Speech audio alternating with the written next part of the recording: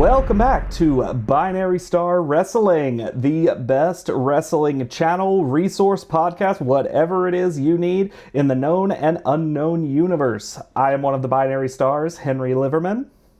I'm the other Binary Star, Chris Adams. And we are ready for a good show today, but before we really get into it, I just wanted to address the kind of elephant in the room. So, as you know, something weird was going on with the previous recording. Have you taken a look at it?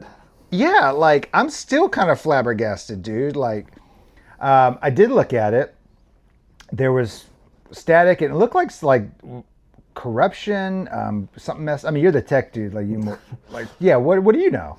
All I know is I was only able to salvage about 9 minutes of it. But I felt like it was a good conversation about Swerve. Swerve.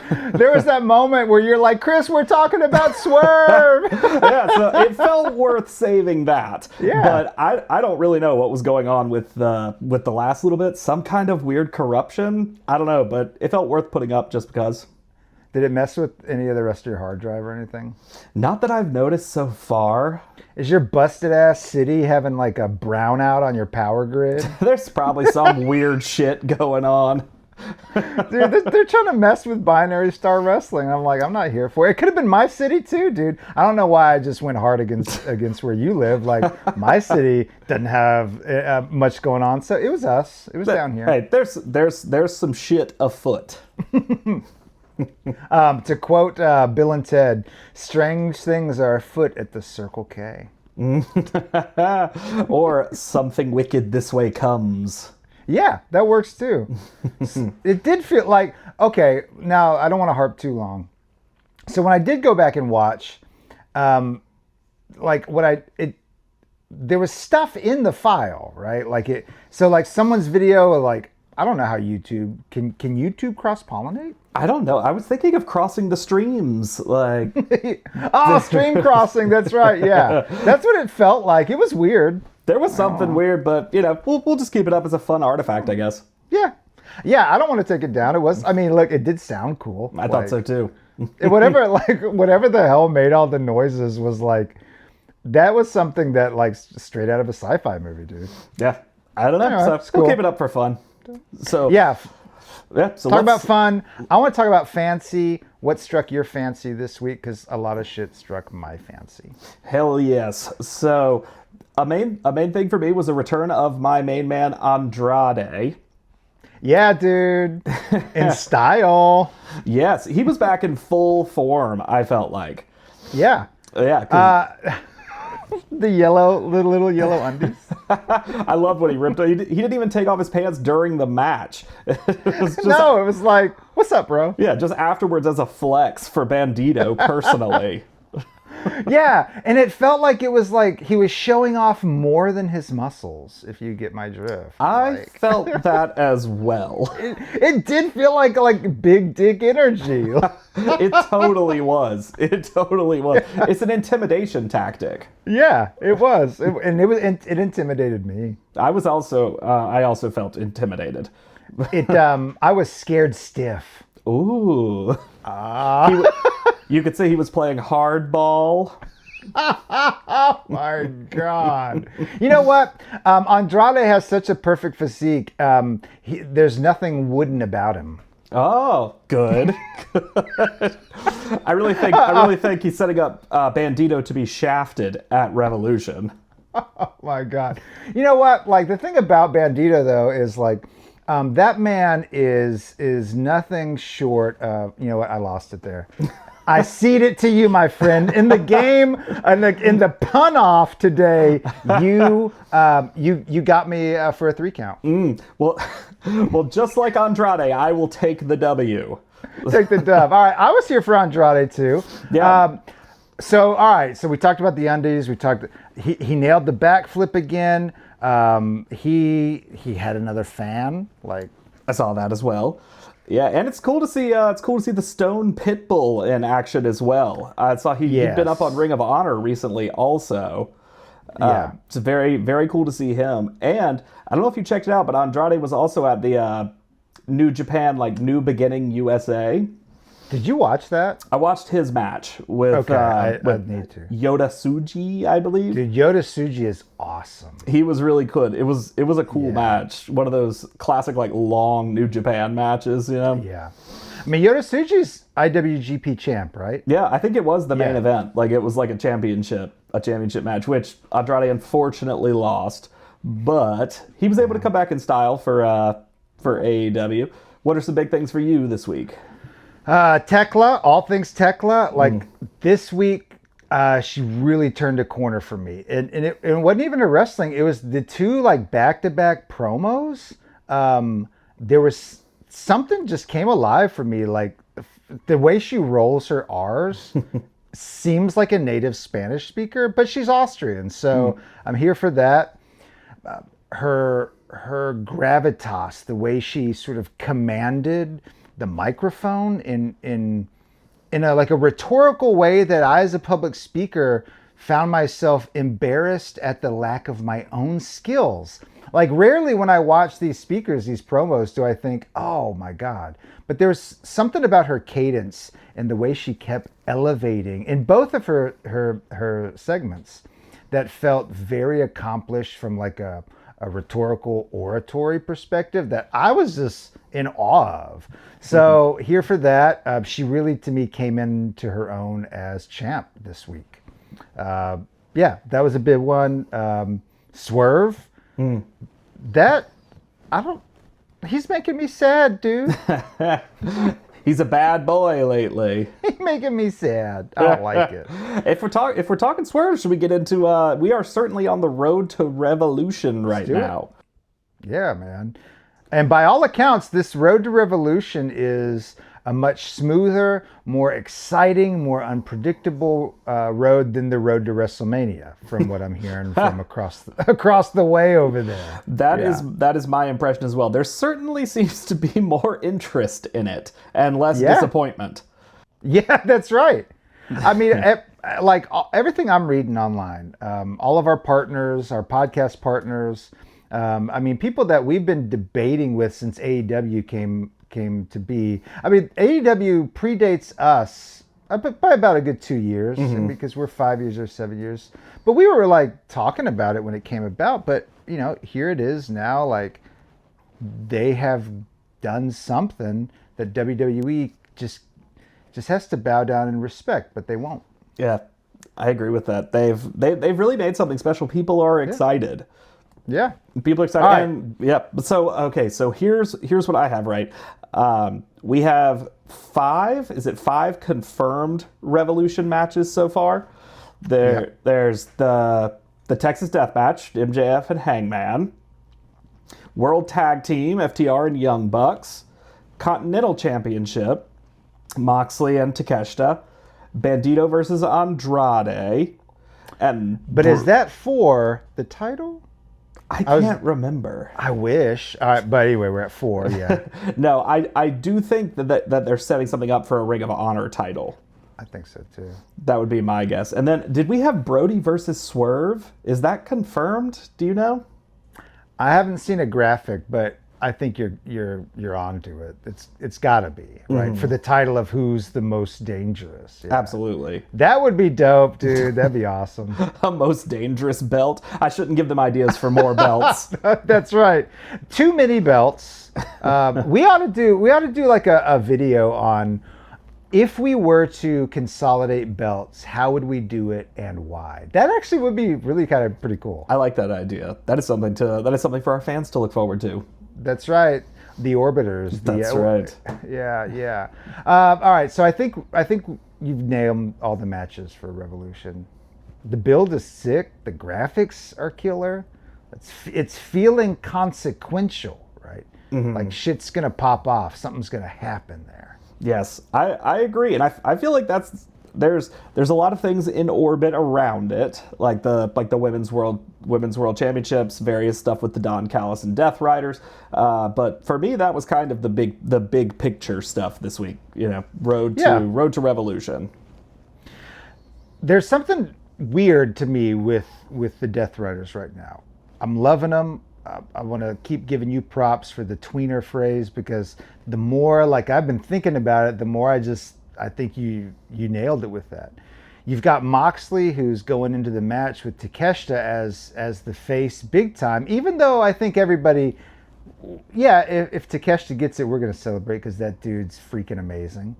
But at least as the story is being told, Moxley's still getting all the cheers. And then you have, to jump the gun a bit to Collision, but just because it's all in it, you've got Marina Shafir facing off with Toni Storm. Toni Storm, the most beloved woman in professional wrestling, period, right? No matter the promotion. There is no way you come out of a feud with Toni Storm as anything other than the chicken shit heel, right? Yeah. Well, Marina's not going to be chicken shit. She's just the heel. She's the badass heel. So you've got the tweeners. You've got the weirdness. But it's kind of cool. It's confusing in I don't know, in the right kind of way. Yeah, it's confusing. Unpredictable. It makes me feel things inside. Yeah, it does. And you find it's what good art does. And you find yourself rooting for them against the Don Callis family, like another kind of like slimy heel. But I feel like they've fairly firmly cemented themselves as like they're generally gonna win. I feel like if they're going up against the Don Callis family, like if they're the Death Riders, like if they're in group matches, like I feel like the last few they've just stomped them. Yeah, they've stomped them. They've really dominated them. They've embarrassed them. Which is that setting the stage for an embarrassing loss by Moxley? I don't know. I'm gonna cry, dude. I'm not ready for it. I know. I'm not ready for the fall of Mox and the Death Riders. I don't think. Well, no, I can't say that. My gut is inconclusive. My heart tells me that Jon Moxley's still going to retain. What's your take? We haven't even talked about who we think ultimately is going to take these matches. That's a good question. I don't know. I could. So there's drama brewing with Takeshita. I have this a little later too, but like especially with all of the Proto-Kata stuff. Yeah, Proto-Kata. I love that. I watched that clip like 20 times. When he smiles, his shit-eating grin sets it up.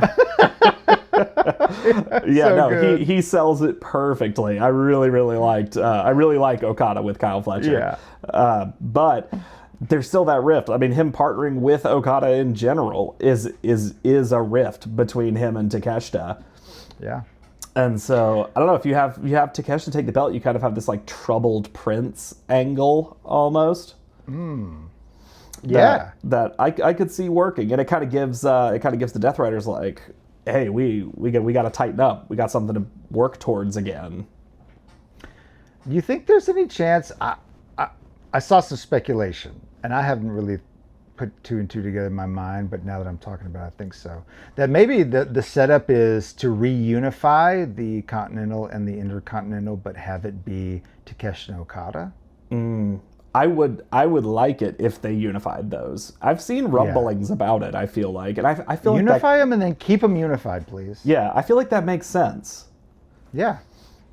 I feel like it really does. They've got to do something about it because the unified championship feels huge. That just the word itself does, right? I've wondered if Takeshita comes out of this feud with Moxley as a babyface. I think there's some kind of like, get the fuck out of here, Takeshita, that the Callis family does to him. I mean, I believe that Takeshita is being set up for a babyface run. Which is why I do think he will take the championship from Moxley.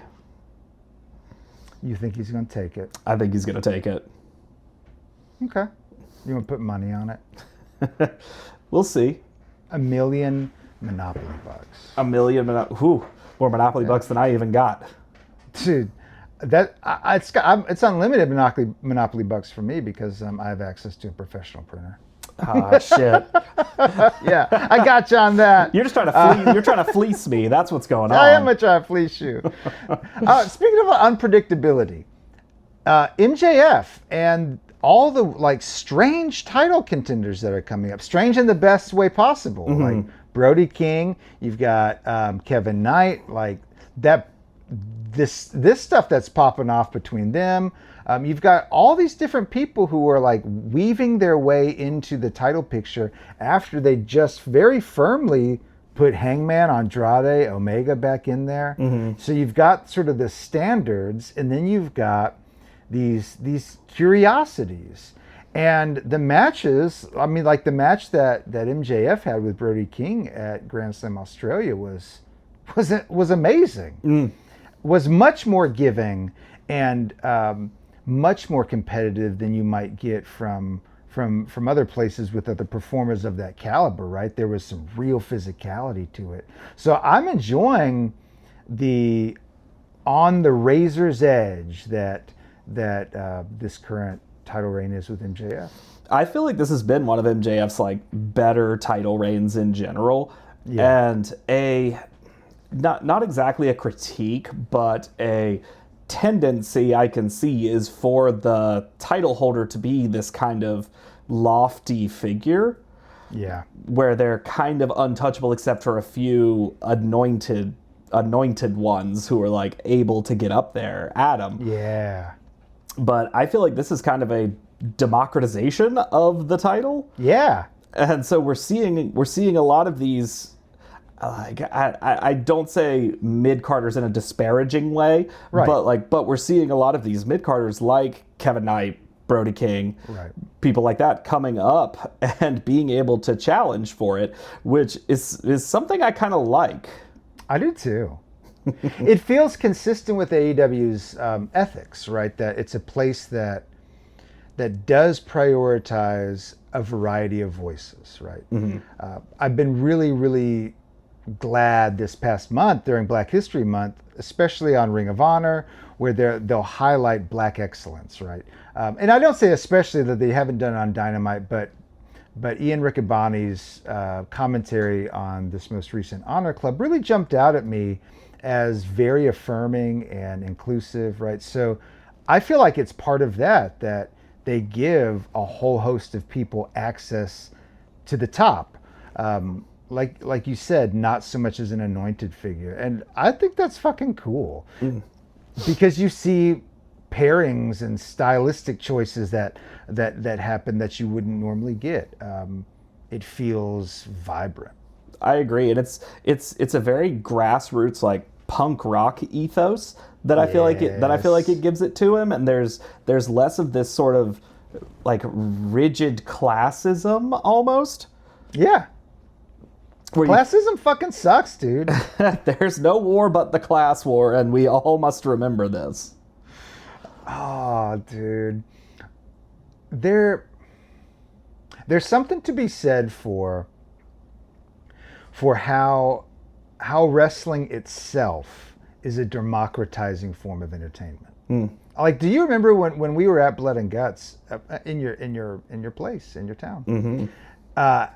You could see every strata of person was there, right? You had ethnic groups, we had languages that were spoken, we had different classes, right? And that AEW prides itself on that. You can get $39 tickets to Revolution, right? Yeah, if you wanted to. So there's something about pro wrestling itself that unites people across these differences. That I don't know if we're gonna try to sing its praises to people, an undeserving populace who look down on the king of sports.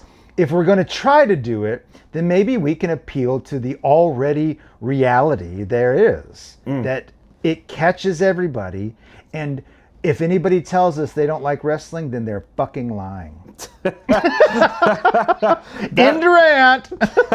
I mean, that's my position as well. That's my position as well, is that it is generally entertaining, and you do not need to have this kind of, you don't even really need this kind of background knowledge to roll into it. Like, the background knowledge is helpful, but you can just show up. You can watch a show. You can buy $39 tickets.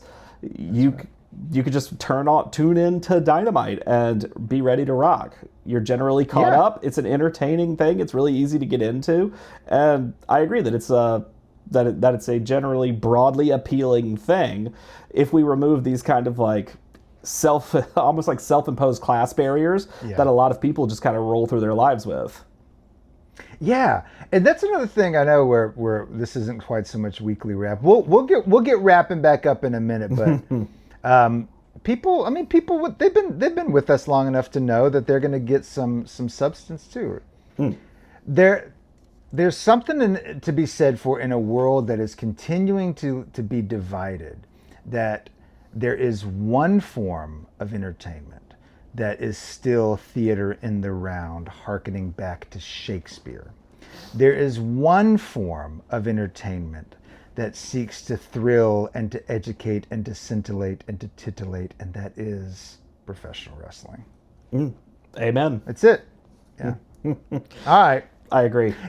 Back to the wrestling of it all. What was your favorite match from Dynamite, or your big matches? Because here's one area where we are always like, are we going to align or not? Remember, guys, we never talk about this stuff. So. No, we're rolling in blind. Here's a, I don't know if it's a hot take, but here is a take of Indeterminate Heat. Is the Rascals continue to impress me, while the Demand continues to underwhelm me. We are not in alignment. Oh, interesting. I am not underwhelmed by the Rascals. I'm impressed by them. But I do really like the Demand. I'd love to hear why you were underwhelmed by them before I cast my aspersions on you. This is, and I think that this comes down to personal preference rather than any sort of like writing critique. I personally find the rivalry with Jack Perry not super compelling. Particularly when there's so much other compelling stuff going on. So maybe it is a writing critique.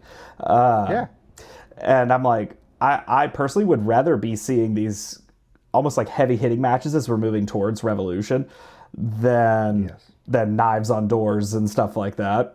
I just you got a problem with a knife on a door signifying absolutely nothing because we know he's not going to murder him? You have a problem with that?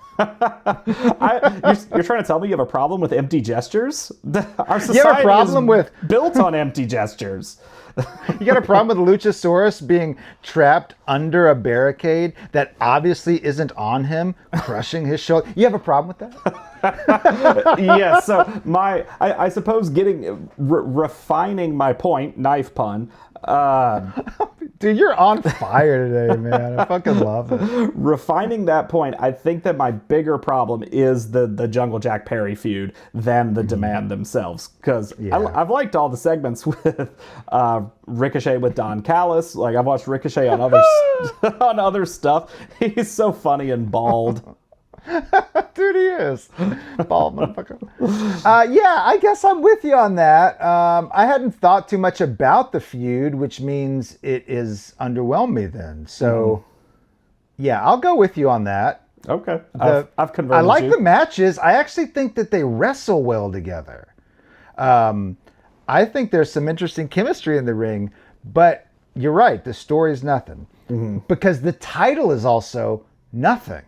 Yeah, that speaks to a broader issue. I feel like that's been referenced of like, there are a lot of fucking belts. Right. So they're fighting for the national championship, which the national title could be cool if it does what it was meant to do, which is to go to different territories. So the old NWA national title, right? Remember you know this, you're encyclopedic, but if the Orbiters are out there who aren't knowing, that shit was meant to go to these other places, right? So they tried it. I think he defended it in Ring of Honor.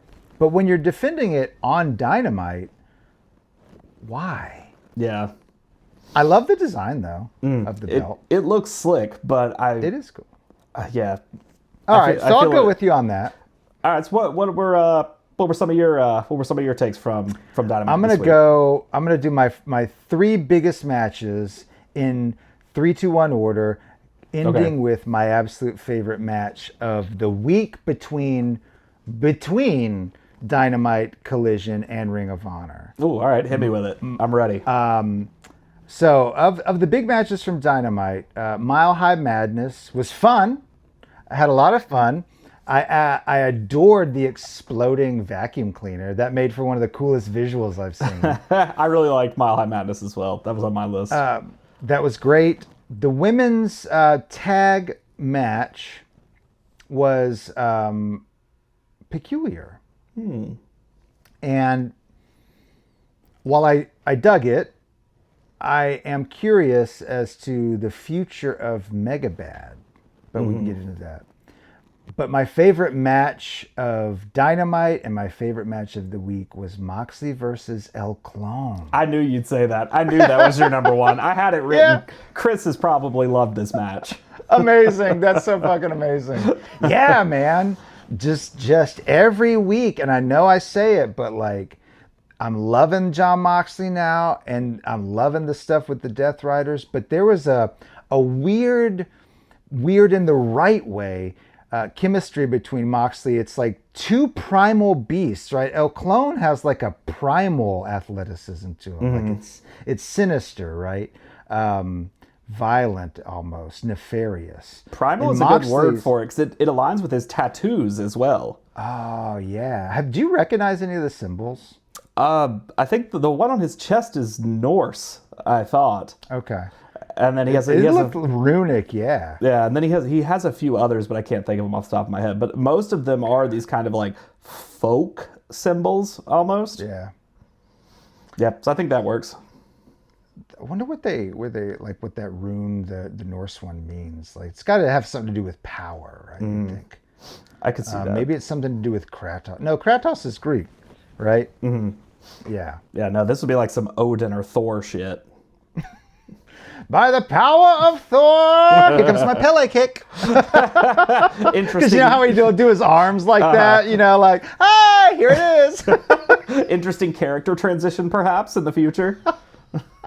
That's right. Yeah, if he takes his mask off and he's like blonde hair, blue eyed under there, he's like, see, I am not a Spaniard, I'm a Norseman. That would be just as shocking as that freaking crate in WWE. Yeah, okay, that fucking crate, man. Did you watch any of that? I did. I watched the clip from it. Yeah. What did you think about old Danhausen popping up there? He's funny enough. I don't have any bad blood with him. No, me neither. That kind of like, I appreciate a good comedy gimmick. In few and far between doses. It's just not my favorite thing in wrestling. It has a place, and it might even have more of a place than I want it to. It's just not my favorite thing. I thought it was a weird choice to have a 1950s like Misfits in styled bit happen in the middle of the Elimination Chamber in Chicago. Like a vocally, I don't know, that was weird setup. Yeah, I thought it was strange too. And even WWE was like, yo, y'all need to calm down. This is just going to be a comedy act. Right, like, just shut the fuck up. Like, have some fun with it. So contrasting him with El Clone, it's like the mystery is still there for El Clone, and I fear for Danhausen that it was deflated already. It'll be all in how they stick the landing in his first appearance afterwards, which. Where has been our boy Royce Keys? Oh, yeah. Nowhere to be seen since popping up, right? So, I mean, that's how it goes. That's how it goes. Yeah. And I mean, AEW, to their like shame, Danhausen asked for to be let out of his contract a year and a half ago. They said no, and they chose not to use him, which is like, he obviously was a pawn in a war between AEW and WWE. That was my impression also. Yeah. And it sucks that, I mean, he got paid. They paid him while he was under contract. Yeah, because he was on paternity leave, wasn't it? Didn't he have a kid? Yeah, he was injured, then he had paternity leave, and so they tacked on that time. he asked them not to, and they said, "Yo, we're going to, but we ain't going to use you." That's just weird. Interesting political decision, I think. Yeah. At least he got paid. Yeah. What was your top match, though? I mean, we talked about underwhelming and overwhelming, but top Dynamite match. Honestly, for me, the one that stood out the most was the Kevin Knight versus Mansoor. Really? Dude, I think I watched it like 3 times. Like, you watched the whole match 3 times? Yeah, like when when Mansoor is like jumping in front of the camera. Like, that was one of the funniest things that I have seen in a long time. When he's like, "Don't use that."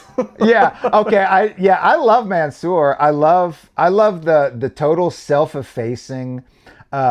He feels very much in line with Pretty Deadly in WWE. Like these dudes who would kick anybody's ass, but they play up their non-traditional masculinity. Right? Mm-hmm. Yeah, I always appreciate. I mean, it's the same reason I love freaking Dalton Castle. Yeah, that tracks. Yeah, like those. I really like that kind of wrestler. I think they're very, very funny. So that was like a dark horse favorite of mine this week. Man, that match though, I'll say for 3 minutes, Mansoor got some stuff in. He did. And like, they didn't have to let him do that. It was a standby match with a rising star who's a champion in a trios with the main character of AEW, and Mansoor looked good. Mm-hmm. Yeah, I thought he looked really good. And that goes. I mean, that's as much a compliment to Mansoor as it is to the Jet. Yeah. Like, I feel like it's a mark of a good wrestler to be able to get your opponent over as well. Yeah. And absolutely. Yeah, and to be able to, completely sell the match, make everything look legit. And I don't know, I feel like they nailed it. And I've liked what they're doing with Kevin Knight lately and his kind of big push. And even if this was a standby match, I felt like it kind of aligned with all of that. Like, we're seeing him more on the mic. We're seeing him more in, obviously in this big title dispute. Generally seeing him more. I've been so glad to see promos, to see vignettes, because, once he got signed, the guy obviously could go in the ring. We knew it. Everybody knew it. The world knew it. He was on his way up, but we didn't hear anything. We didn't know why we should care that he was on the way up. But dude, they've been showing us. I've been really loving it. And he's got a swagger that I wish I could buy and then sell, because I'd be a fucking millionaire.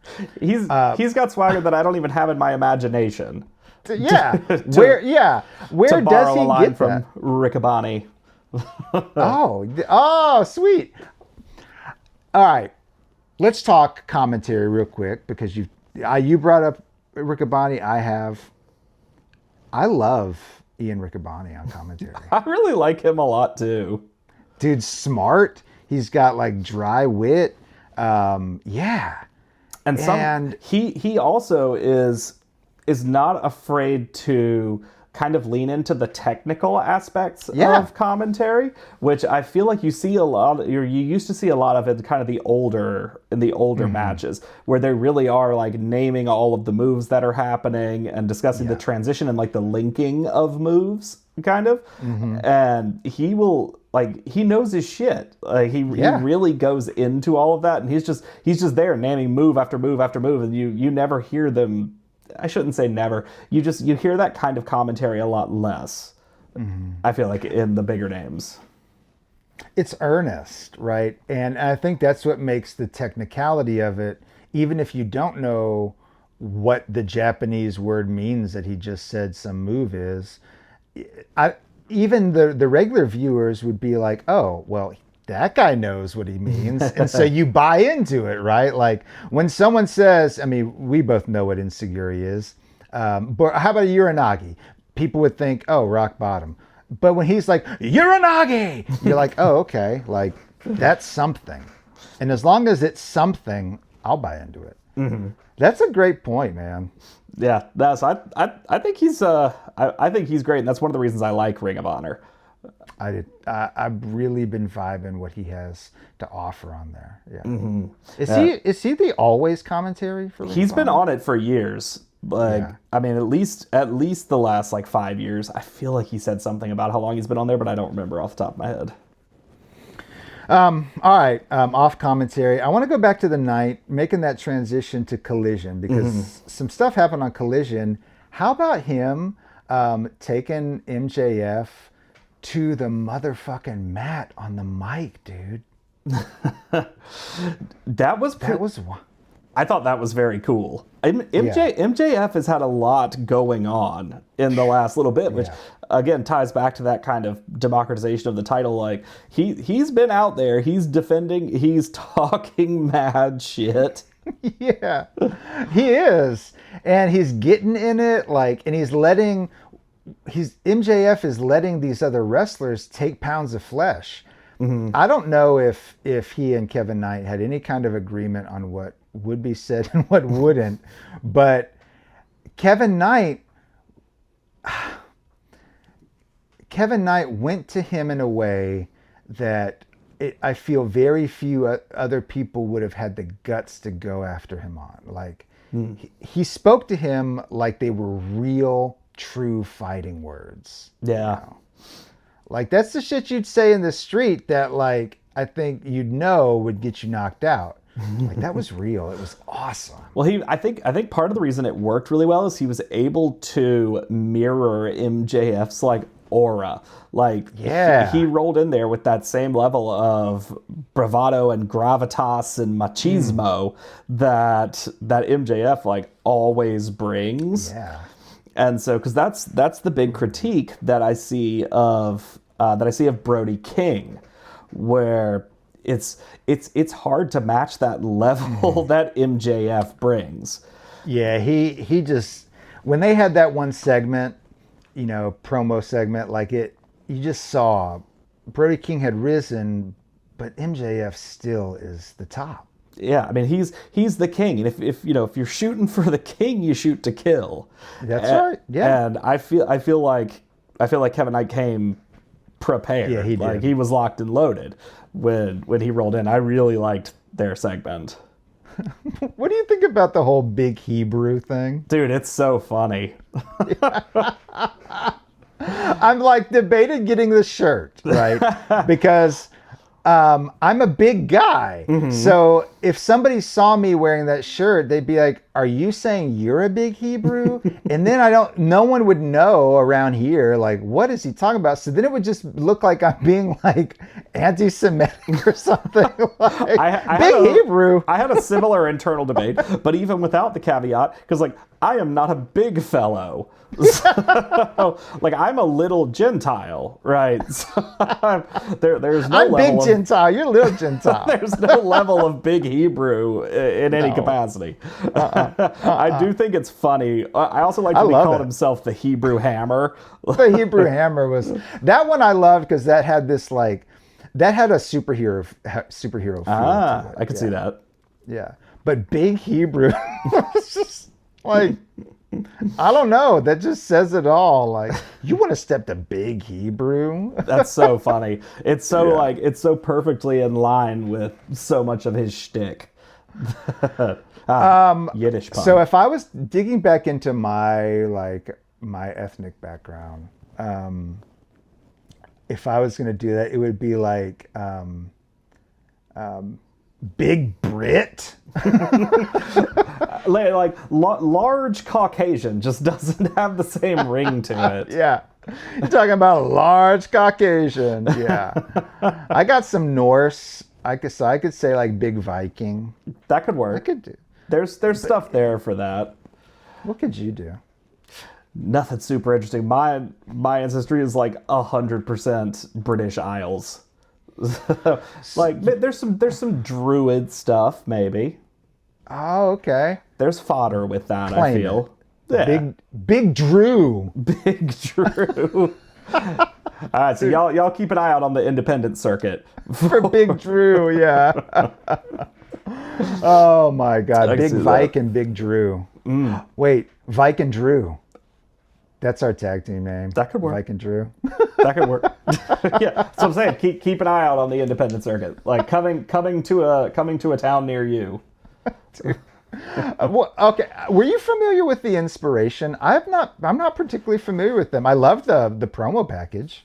I liked the promo package also, but no, I hadn't heard much about them. I knew they were active in TNA. Mm-hmm. And they were in WWE. People knew about them, was my impression, that sort of your insider types knew about them more.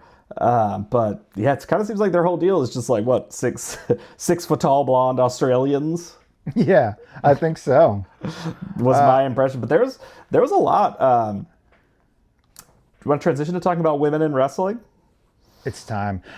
Yes. If that was one thing where if you're new to Binary Star Wrestling, we spent some time last week, and of course that was the one that got jacked up.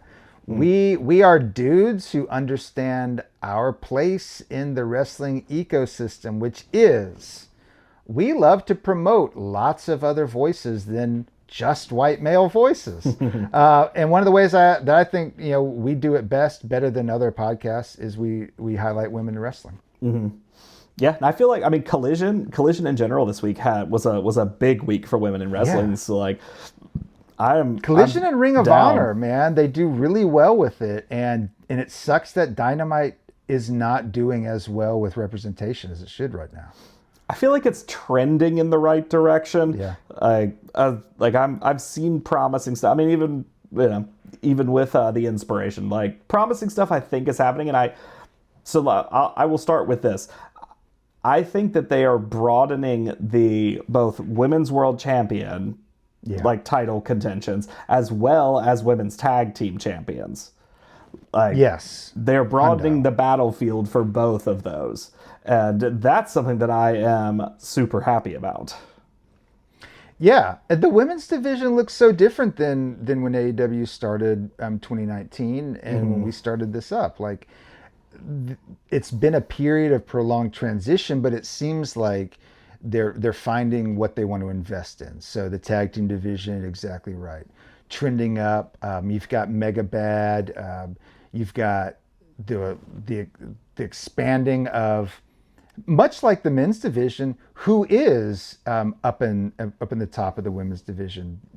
I don't think you or I would have thought that Thekla would have risen to the top this quickly. No, I'm pretty surprised by her like meteoric rise. Yeah, me too. I've really enjoyed seeing more of the Sisters of Sin as well. Yeah, so they're doing some cool shit with like the darkness there, and it pairs well with Tekla's thing, like especially with that kind of like spider hold on the ropes. Mm-hmm. I really like that. Yeah, and I've been seeing the Sisters of Sin doing that more in like Ring of Honor appearances and in like 1v1 matches.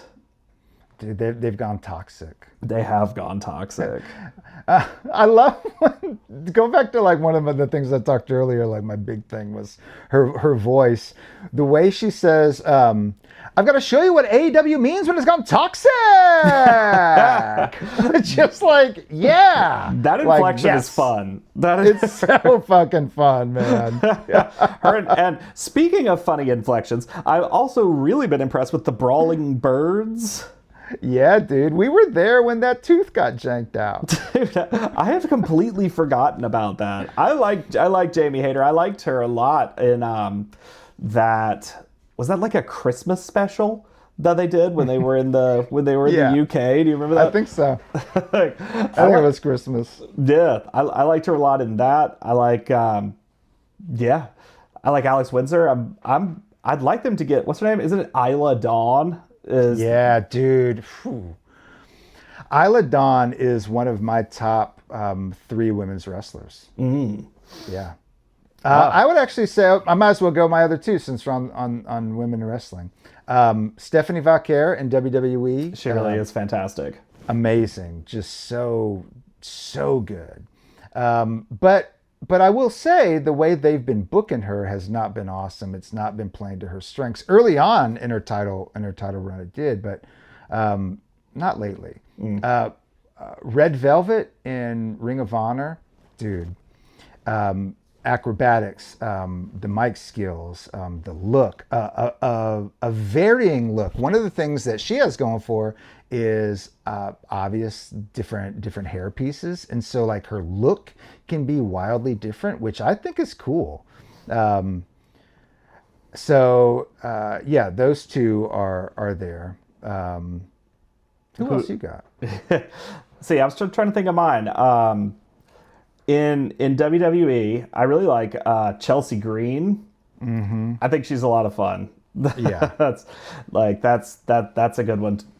I think she's awesome. Yeah, she's really great to watch. I really enjoyed her. I really like her. Remember when we got to be there live in Arena Mexico when she was doing that shit in Lucha Underground?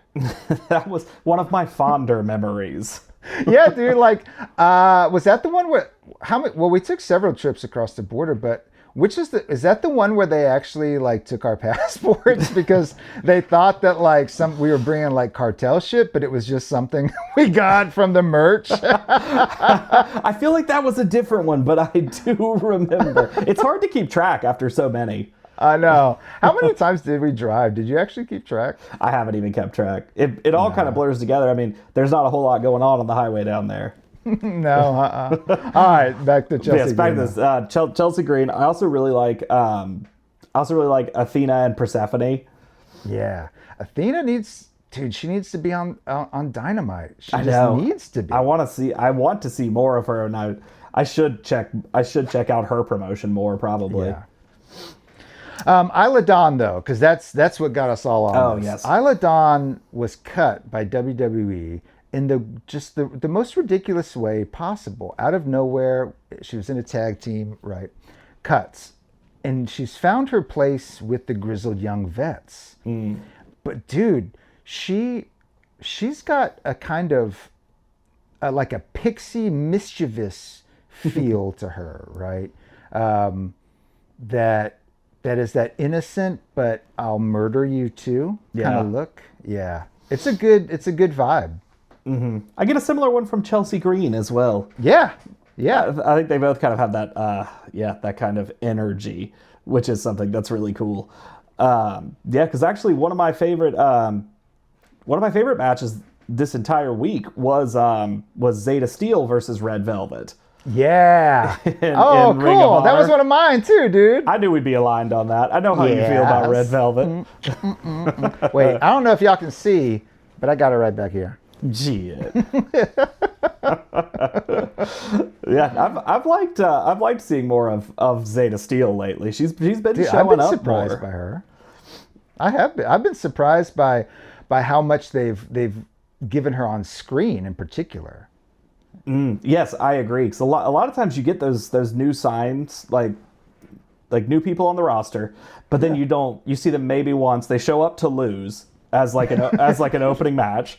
Go to sleep, bitch. Right, and then you don't see them for 3 months. Right. but no, Zeta Steel's been all over the fucking place. Yeah, and she's good. I mean, there's stuff that can improve, but what I think is so cool about her skill set is it looks like she's got, technical skills, she's got high flying stuff, and she's got good striking ability. Mm-hmm. And she's being coached by Christopher Daniels. So like, hopefully, and she's part of Skyflight. So she's going up. Yeah. Wait.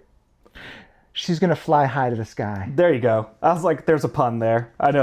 All the pieces are there. All the pieces you've are taught in place. Me well today. You're learning. Taught me well. I'll get there one day. Well, then, how have we not discussed yet? Thunder Rosa. Well, I have saved Thunder Rosa in my notes for a piece because talk about representation. How about a couple weeks ago when she had the poncho when she came out and it said Mexican immigrant migrant woman, right? Mm-hmm. Mexican migrante mujer. That was a badass moment, and she hadn't even thrown a punch yet. Like talk about everything that's going on in the world, right? Yeah. That shit was dope. That shit was dope. I like her as the maspera. Mm-hmm. Yeah. Like she's got this cool like that the half makeup look, which Darby does and Dustin Rhodes does. Right. I like it. It feels like that's an AEW thing. Yeah, I feel like I don't see it that much. It's usually either it's an all or nothing kind of thing. So I like it. Hopefully it's not a budgetary thing. No, it's not when you're a billionaire and then your dad's a billionaire. The budget for face paint has just been exceeded. Dude, there's a grease paint shortage in the world right now.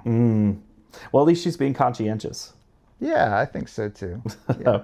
But yeah, I'm glad. I liked the one of my matches this week that I really liked as well was Thunder Rosa and Statlander versus the Sisters of Sin. But like, I got to be honest with you, I was rooting a little bit for the Sisters of Sin. Dude, they have corrupted you. They have. I have been corrupted by them. But let me tell you why, and I think that you might come to agree with me again. I don't know. It is. I really like the narrative of two powerhouses on their own making a bad tag team.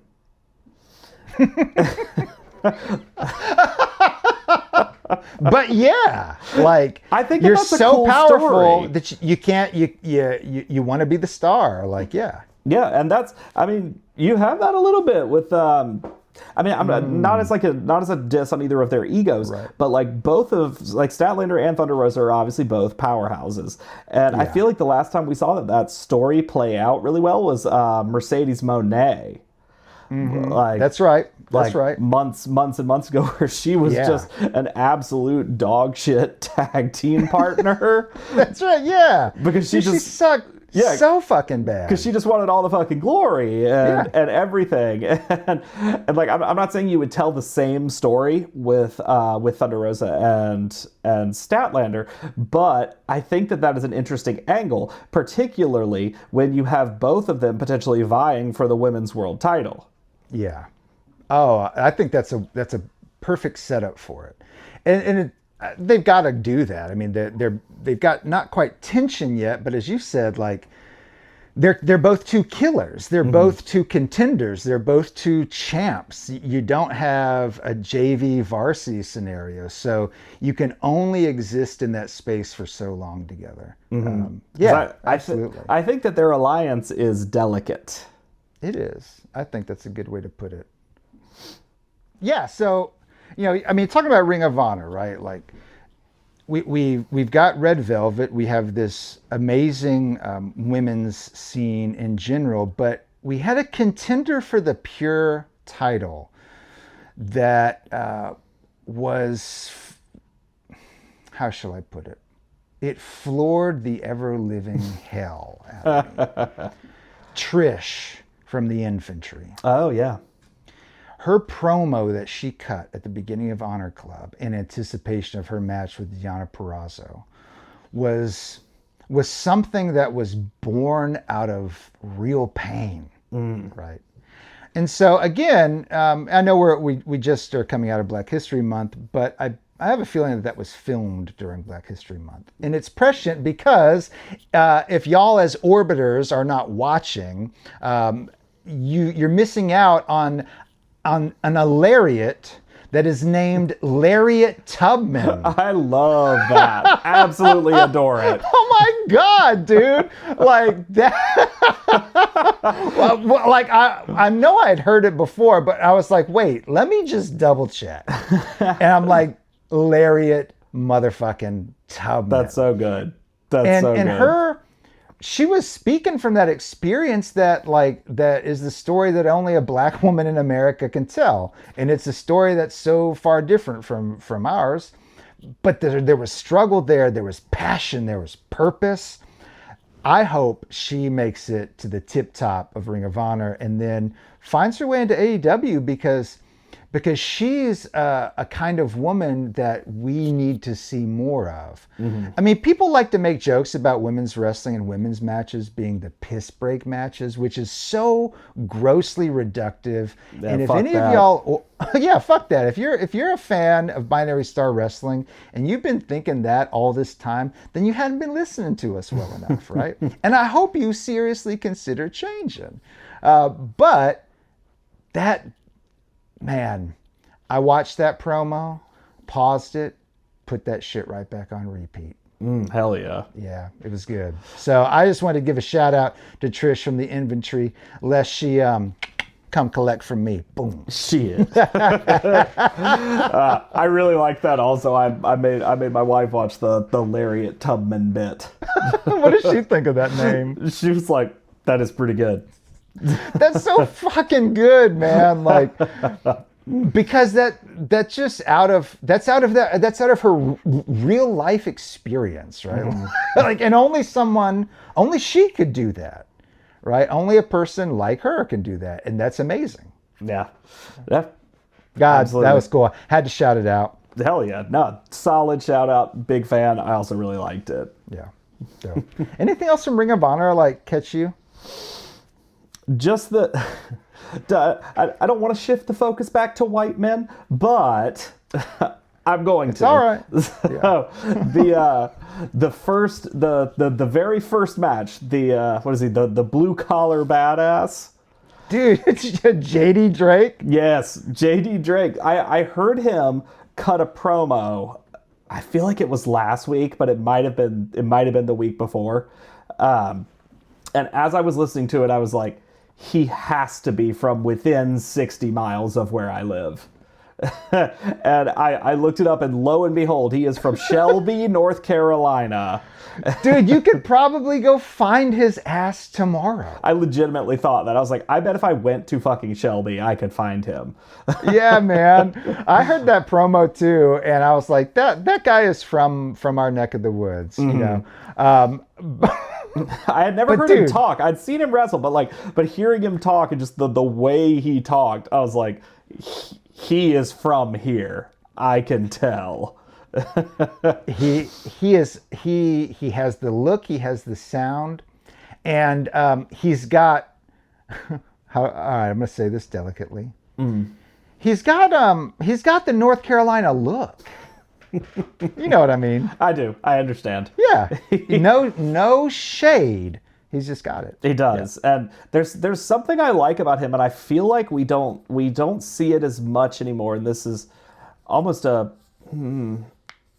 meta commentary on the very extreme prevalence of New York style professional wrestling, where in a lot of the very much older promotions in the South, like the Georgia specific ones, you saw a lot more of that working class hero type figure of I just got off my shift at the plant, and I'm here to crack. And I'm also here to get some fucking gold. Yeah. Yeah, and you very much had that kind of working class hero look, and I feel like we don't see that as much. I would say Mad King Eddie falls into that too. I feel perfect. Like he's a good analog for AEW, I think, and he's another one that I really really like because of that. Yeah, and so I think that's a really cool. Awesome observation, and I hadn't clocked that. When I think about the Stan Hansens of the 80s, when I think about that kind of feel, but that's not, they weren't quite presented as blue collar. That was just big brawler who will tear your head off. But you're right, Dusty Rhodes. I mean, JD Drake and Dusty Rhodes have a similar look, have a similar sound, have a similar kind of story, right? We're blue collar, we're coming up. That's a really good point. Do you wish you saw more of that? What's your feel on it, or are you just making the observation? Just making the observation. It's something I like. I like when I can see it. No, I need more. I need a fully formed, fleshed out dissertation on my desk tomorrow. You keep waiting on that. I'm gonna hold my breath. You hold your breath. It'll be fine. You're willing to kill your partner here? I'll just become both binary stars. Hey. I'm sorry. I take it back. You know I didn't mean it. But I feel... Here's the thing, man. I feel like if I did die under circumstances like that or not, and you had to shoulder the weight of both binary stars, if you had to hold two gravity wells within you at once, you could. I think we both could. We both have a strength, a certain resolve. Yeah. I think I could. I know you could. You could. I believe in you. I believe in you. That's why we work so well, my dude. Fuck yes. Talk about JD Drake though. I don't want to be mean again. I wasn't again. No shade on the North Carolina look, and no shade on a bigger body type. Yeah. But when he fucking did a Shining Wizard out of nowhere, I was like, that motherfucker can move. Yeah. Same. Yeah. I like a big. I like a big motherfucker I'm that big, can move. so again, yeah. I mean, I was impressed. I was impressed. Yes. Like I got a soft spot for Shane Taylor as well. Yeah. He's one of your favorites. Yeah, I do really like him. Yeah. But that's right. Dude, what about Shane Taylor and JD Drake in a last man standing match? Dude, them versus Davis and Doyle. Oh my God. Yeah. The earth would be shaken not by the footsteps of Yahweh. That is a titanomachia right there. We would be done for. All right, we are getting close. So what? We're about to wrap up the weekly wrap. We're about to wrap up the weekly wrap. What was did you have a favorite thing all week? Yeah, I'll tell you what. I have 3 favorite matches. Mox and O'Clone. Mm-hmm. My second favorite match was Red Velvet and Zeta Steel. My third favorite match was Andrade and Ishii. And there was one moment in the Ishii match, which might be my single favorite moment of the entire match, and maybe the sequence. There was a moment where Andrade was coming at Ishii, and he was able to actually block Andrade's strikes, and then threw, not his head, it wasn't a headbutt, he threw his neck muscles into Andrade's neck and drove him back. And I thought, my God, he is the Stone Pitbull. It was very visceral, and it looked good, like it hit hard. I don't know why, it just struck me as a moment of absolute pain and pleasure. Interesting. I loved it. I had a kind of in a similar vein. One of my top moments this week was in the Proto-Okada match, when Okada hits the Rainmaker and then just stands there, shit-eating grin, and instead of pinning him, tags in Fletcher. That was so unnecessary, man. I loved it. I loved it. That was one of my favorite things all week. Dude, that was so unnecessary. And then brain busts him. Mm-hmm. And you're just like, oh, I'm sorry, brother. Yeah, it was like, that dude's next ride's going to be to the hospital. He's dead, man. Yeah, thanks for bringing that up, because that was a really...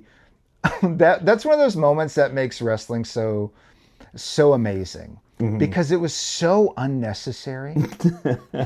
It's just like, sirs, it was a beautiful disaster. Yeah, like, I love you, Okada. I love you, Fletcher. Don't need to do this. That man has a family somewhere. They're so powerful together.